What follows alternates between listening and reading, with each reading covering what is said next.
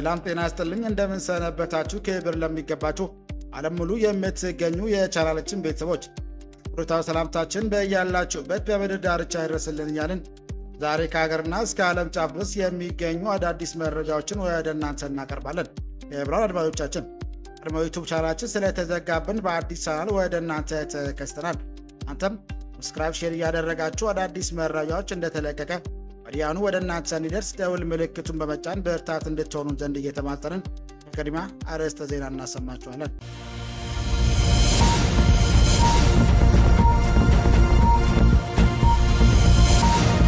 በትግራይ መከላከያ ኃይል ቲዲኤፍ እና በትግራይ ሰላም ኃይል ቲፒኤፍ መካከል አፋርና ትግራይ ክልል አዋሳኝ አካባቢዎች የተቀሰቀሰው መጠነኛ ግጭት መቀጠላቸው በአሁኑ ወቅት ከትግራይ የተወጣጡ የሃይማኖት አባቶች በአፋር ክልል ሀራ መሬት በመጓዝ ታጣቂዎቹ ወደ ትግራይ እንዲመለሱና ሰላም እንዲወርዱ መማጸናቸው ታውቋል። አብራችሁን ስትቆዩ የምትሰሙት ይሆናል።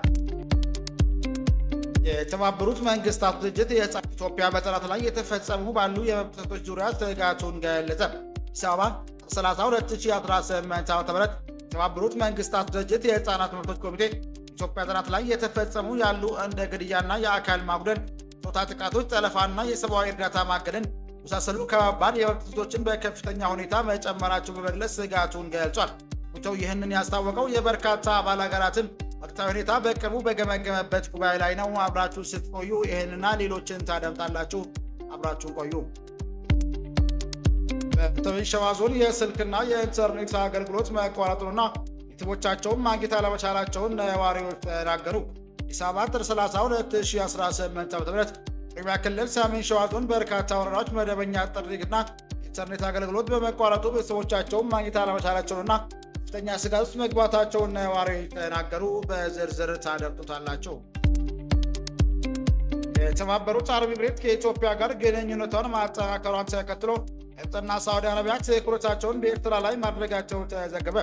ቀይ ባህር ላይ ስትራቴጂካዊ መገኛ ያላት ኤርትራ ሳዑዲ አረቢያና በተባበሩት አረብ ኤሚሬት መካከል ላለው የቀይ ባህር ፉክክር እንደ ወሳኝ ሜዳ በመታየቷ የአረብ አገራት ትኩረት እየሳበች መሆኑን ሚድል ኢስት ዘግቧል። ትሰሙታላችሁ።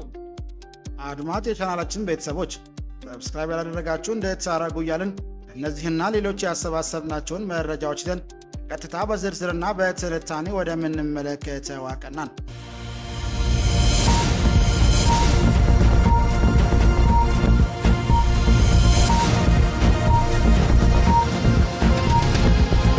በትግራይ መከላከያ ኃይል ቲዲኤፍ እና ትግራይ ሰላም ኃይል ቲፒኤፍ መካከል በአፋርና ትግራይ ክልል አዋሳኝ አካባቢዎች የተቀሰቀሰው መጠነኛ ግጭት በቀጠለበት በአሁኑ ወቅት ትግራይ የተወጣጡ የሃይማኖት አባቶች ወደ አፋር ክልል ሀራ መሬት በመጓዝ ታጣቂዎቹ ወደ ትግራይ እንዲመለሱና ሰላም እንዲወርዱ በማጸናቸው ታውቋል። ይሁን እንጂ የሽምግልናውን ሂደት ውጤት በውል ባልታወቀበት ወቅት ትግራይ ሰላምና ጸጥታ ቢሮ ትናንት አመሻሹን ባወጣው መግለጫ ቲፒኤፍን ክፉኛ ተችቷል። ቢሮው መግለጫው መንግስትና ጸጥታ አካላት ጉዳዩን በሃይማኖት አባቶችና ሀገር ሽማግሌዎች አማካይነት በውይይት ለመፍታት ከግማሽ መንገድ በላይ በመሄድ ተደጋጋሚ ጥረት ቢያደርጉም በሌላኛው ወገን ቲፒኤፍ እምቢተኝነት ሳይሳካ ቀርቷል ብሏል። እነዚህ ቡድኖች የትግራይን ደመኛ ጠላቶች ደጀን ማድረግና የውጭ ኃይሎችን ተልዕኮ በመቀበል በትግራይ ላይ አስፈላጊ የጦርነት ስጋት ደቅነዋል ብለዋል። ቢሮ አሁንም ለሰላም ሲባል ከግማሽ መንገድ በላይ ተጉዞ ድጋፍ ለመስጠት ዝግጁ መሆኑንም ጠቅሷል።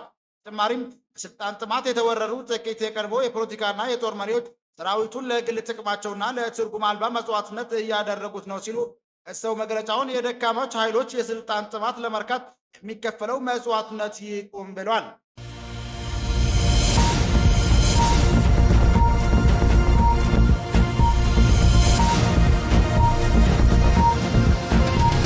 በሰሜን ሸዋ ዞን የስልክና የኢንተርኔት አገልግሎት መቋረጡንና ቤተሰቦቻቸውን ማግኘት አለመቻላቸውን ነዋሪዎች ተናገሩ። አዲስ አበባ ጥር 30 2018 ዓ.ም በኦሮሚያ ክልል ሰሜን ሸዋ ዞን በርካታ ወረዳዎች መደበኛ ስልክ ጥሪና ኢንተርኔት አገልግሎት በመቋረጡ ቤተሰቦቻቸውን ማግኘት አለመቻላቸውን ከፍተኛ ስጋት ውስጥ መግባታቸውን ነዋሪዎች ገለጹ። አዲስ ስታንዳርድ እንደ አስተያየታቸውን የሰጡ ነዋሪዎች ስልክና የኢንተርኔት ከተቋረጠ ሳምንት ማለፉን ገልጸው በዚህም ምክንያት ስለ ቤተሰቦቻቸው ደህንነትና ስላሉበት ሁኔታ መረጃ ማግኘት እጅግ አዳጋች እንደሆነባቸውም ተናግሯል። ስላሌ ዩኒቨርሲቲ ተማሪ ነውና ለደህንነቱ ስሙ እንዳይጠቀስ የፈለገ ወጣት ኔትወርክ አገልግሎት ከተቋረጠ ወዲህ በአቦቴ ወረዳ የሚገኙ ቤተሰቦቹን ማግኘት እንዳልቻለ ገልጿል። ሰማሁት ኔትወርክ አገልግሎት መቋረጡን ብቻ ነው ይላል። ቤተሰቦቹ ሰላም ስለመሆናቸው እንኳን ምንም የማውቀው ነገር የለም ሲል ስጋቱንም ገልጿል። ተመሳሳይ አንድ የፍቼ ከተማ ነዋሪ የስልክና የኢንተርኔት አገልግሎት መዘጋቱን ኩዩ ወረዳ የሚኖሩ ዘመዶቹን ከማግኘቱ እንዳገደውም ገልጿል። ያለው ሁኔታ ችግር ውስጥ የሆኑ ለማወቅ አስቸጋሪ ሆኗል። ከዚህ ቀደም የሆነ ነገር ቢፈጠር ቢያንስ በስልክ መገናኘት እንችል ነበር። አሁን ግን ለብዙ ቀናት ድምፃቸውን አልሰማውም ሲሉ ለአዲስ ስታንዳርድ ተናግሯል። በርካታ ነዋሪዎች ስልክና ኢንተርኔት መቋረጡን ባለስልጣናት በአካባቢው እያካሄዱ ባለው የጸጥታ ዘመቻ ጋር የተያዘ ሊሆን ይችላል የሚል ግምት እንዳላቸውም ተናግሯል። ወሮቹ ኩዩ ወረዳ እንደሚገኙ የገለጸው ሌላ ነዋሪ ኢትዮጵያ መከላከያ ሰራዊት፣ የኦሮሚያ ክልልና አካባቢ ሚሊሻዎች ጨምሮ የተለያዩ የጸጥታ አካላት ሲንቀሳቀሱ መታየታቸውንም ተናግሯል። ነዋሪዎቹ አክለውም እንደ ኩዩ፣ ደራ እና ያያ ጉለሌ ባሉ ወረዳዎች መገናኛ አገልግሎት እየሰራ ባለመሆኑ አካባቢ ያለው ተለዋዋጭ የጸጥታ ሁኔታ ለመረዳት አስቸጋሪ እንደሆነባቸውም ገልጿል። አንዳንዶቹ አልፎ አልፎ የተኩስ ድምፅ እንደሚሰማና የጸጥታ ኃይሎች እንቅስቃሴዎች መኖሩን ገልጸው ይህም በህብረተሰቡ ዘንድ ጭንቀት መፍጠሩንም ጠቅሰዋል። ስታንዳርድ የመገናኛ ዘዴዎችን መቋረጡን በተመለከተ ሰሜን ሸዋ ዞን አስተዳደር ጥያቄ ቢያቀርብም ይህን ዘገባ ስተናከረበት ጊዜ ድረስ ምንም አይነት ምላሽ አልሰጠም። ሰሜን ሸዋ ዞን የግብይት አገልግሎት ሲቋረጥ ይህ መጀመሪያ አይደለም። በ2024 የኦሮሚያ ክልል በሚገኙ በርካታ ዞኖች የዳታና የኢንተርኔት አገልግሎት ተቋርጦ እንደነበር ነዋሪዎች መግለጻቸው ይታወሳል። አንዳንዶቹ ካለው የጸጥታ ስጋት ጋር ተያይዞ አገልግሎት እስከ 2 ወር ገደማ ቋርጦ መቆየቱን ተናግሯል። የደህንነቱ ስል ስሙ እንዳይጠቀስ የፈለገ የደራ ወረዳ ነዋሪ ረጅም ጊዜ የወሰደው የስልክና ኢንተርኔት መቋረጥ ቀድሞውኑ በጸጥታ እጦት የተጎዱ ማህበረሰቦችን ከውጭ ዓለም ይበልጥ እንዲገለሉ ማድረጉንም አስረድቷል። ሰብአዊ መብት ተሟጋች ድርጅቶችና የዲጂታል ግንኙነት ባለሙያዎች ስልክና የኢንተርኔት አገልግሎት መዘጋት የሲቪል ዜጎችን የመረጃ የማግኘትና መገናኛ መብት እንደሚገደግፍ ከዚህ ቀደም አስጠንቅቋል። ሁማን ራይትስ ዎች በኢትዮጵያ በትጥቅ ግጭቶች፣ ፖለቲካ አለመረጋጋት ወይም በጸጥታ ዘመቻዎች ወቅት የቴሌኮሙኒኬሽን አገልግሎት በተደጋጋሚ ገደብ እንደሚጣልባቸው መግለጹም ይታወሳል።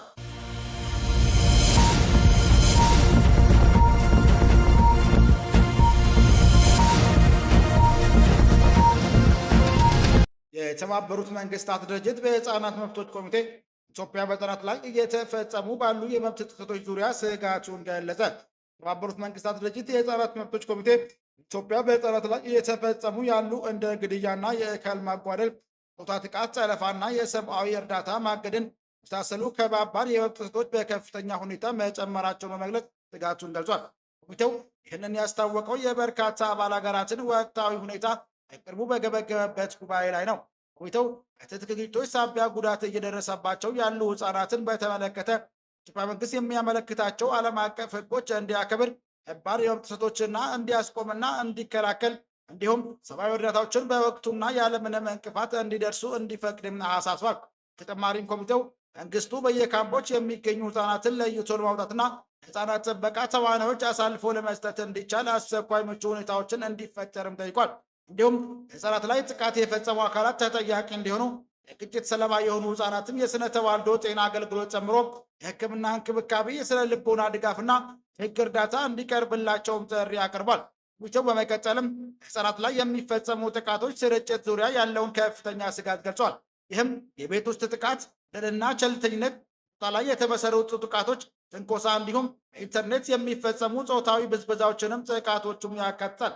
መሆኑም ኢትዮጵያ ሁሉን አቀፍ ብሔራዊ የህፃናት ጥበቃ ህግ እንድታጸድቅና ህፃናት ላይ የሚፈጸሙ ጥቃቶች የሚመዘገቡበት ብሔራዊ የመረጃ ቋት እንድታቋቋም አሳስቧል። ህፃናት ላይ ተፈጽመዋል የተባሉ ማናቸውም ጥቃቶች በተለይም በጾታ ላይ የተመሰረቱ የወንጀል ድርጊቶችና በማረሚያ ቤቶች ውስጥ የሚፈጸሙ ኢሰብአዊ አያያዞች በገለልተኛ አካል በጥልቀት እንዲመረመሩም ጠይቋል። እንዲሁም ጥፋተኞች ለህግ ማቅረብ አስፈላጊ መሆኑም አጽንኦት ሰጥቶም አሳስቧል። ስብሰባው አስቀድሞ ሁማን ራይትስ ዎች በኦሮሚያ ክልል የሚገኙ የለገደንቢ የወርቅ ማዕድን ማውጫ ለረጅም ጊዜ ሲያከታትል የቆየውን ክለትና በአካባቢው የሚኖሩ ህፃናት ላይ እየደረሰ ያለውን ከፍተኛ የጤና ጉዳት መጥቀስ ስራውን እንዲቋም ኮሚቴው በኢትዮጵያ ላይ ጫና እንዲያደርግም ጠይቆ ነበር። ሁማን ራይትስ ዎች አገሪቱ ትልቅ የወርቅ ማዕድን ማውጫ ዙሪያ የሚኖሩ ማህበረሰቦች ለዓመታት ከባድ የጤና ችግሮች ሲያጋጥማቸው ቆይተዋል ያለ ሲሆን እነዚህ መካከል ህፃናት ዘላቂ የጤና ችግር ይዘው ወላጆችና ውርጃና የሞተ ጽንስ መገላገል ይገኙበታል። በርካታ ጥናቶች እንደሚያሳዩት ማዕድን ማውጫ ጋር በተያያዘ እንደ ካድሚየም፣ ሜርኩሪ፣ እርሳስና አርሴኒክ ያሉ መርዛማ ንጥረ ነገሮች ከፍተኛ መጠን በአካባቢው ተገኝቷል ሲልም ጠቅሰዋል።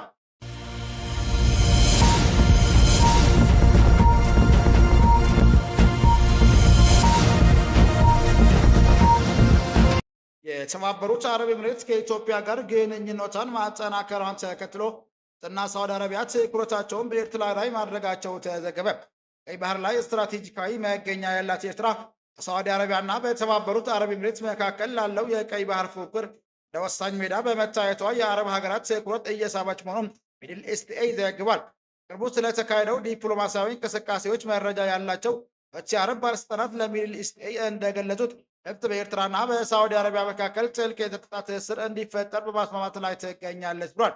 ግብጽ ይህንን የምታደርገው የተባበሩት አረብ ኤምሬት ከኢትዮጵያ ጋር ያላትን ወታደራዊ ግንኙነት ያጠናከረች መምጣቷን ተከትሎ ኤምሬት ተጽዕኖ ለማመከት በማሰብ እንደሆነም ተገልጿል። ባለስልጣናቱ አክሎም እዚህ ዲፕሎማሲያዊ እንቅስቃሴ ተደሳሽነት የፈጠረው ባለፈው ጥር ወደ በሱዳን ጦርና ፓኪስታን መካከል ከተደረገው የመከላከያ ስምምነት መሆኑን ገልጸዋል።